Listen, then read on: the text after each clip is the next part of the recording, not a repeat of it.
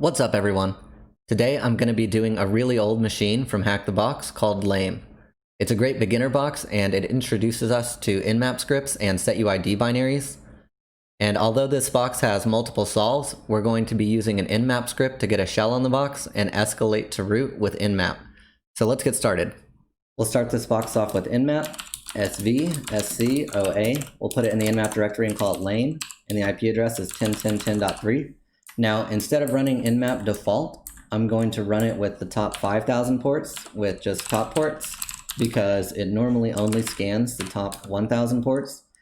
So I've already run this command, so let's take a look at the output. And we can see we have quite a bit of results. The things that stick out are FTP is open and anonymous FTP login is allowed. SSH is open. We have SMB. And we have this distcc running on port 3632. And this is the most interesting because it's definitely a non-standard service. So if we wanted to look at things we can run against this, we can run searchsploit on distcc, and we can see there is command execution, and it's a metasploit module. But what about are there any nmap scripts for it? We could look at our nmap scripts with ls user share nmap, and then the scripts directory, and we see all these nmap scripts. So if we just wanted to search for distcc, we can see there is a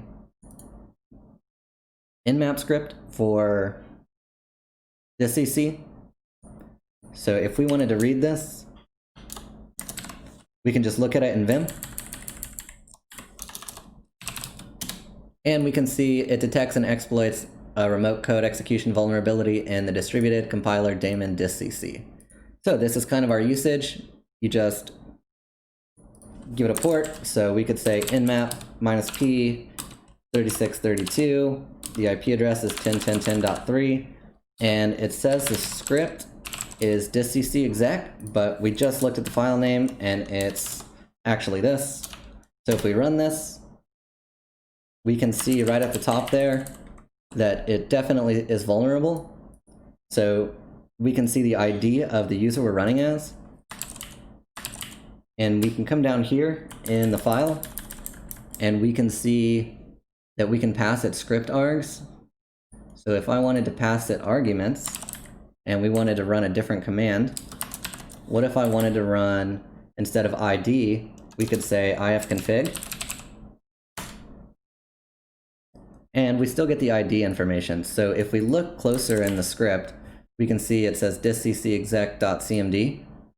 But coming down here, we see that it's looking just for CMD or ID, or it runs ID.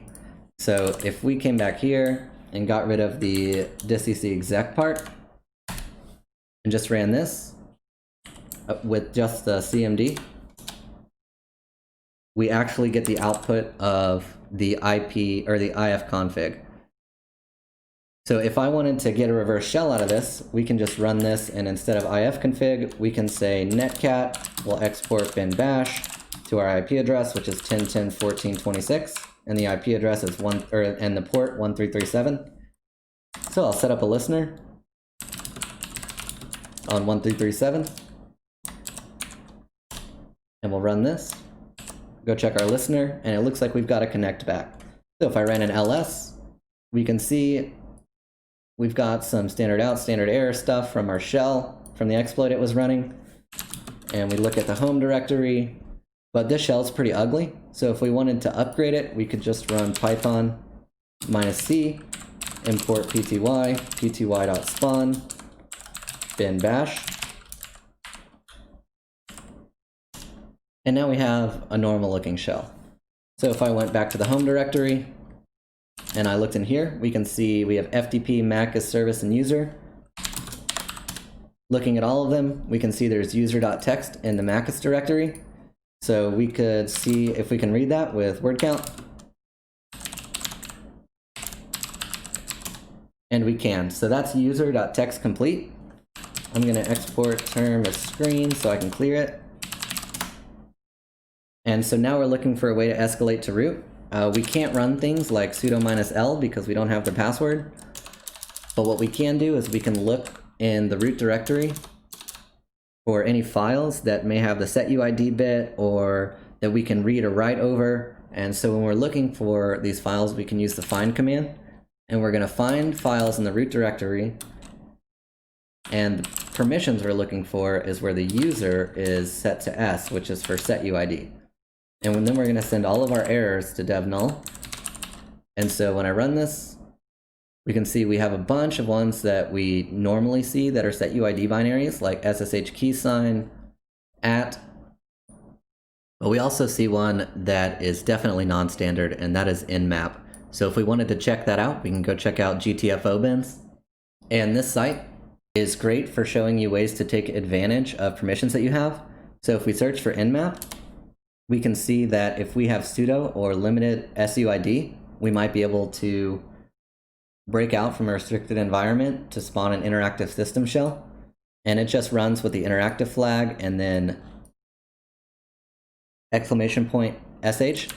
So if we look at who owns nmap,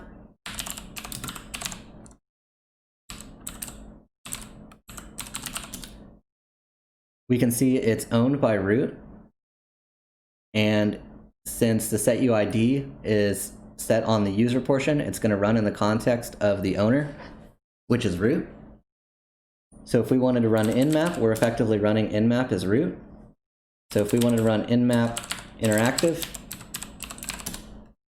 and then we wanted to drop into a shell, we can see that we're still running it as root, but who am I now? I'm root. So that means that we can now do anything we want to the file system. We can read root.txt.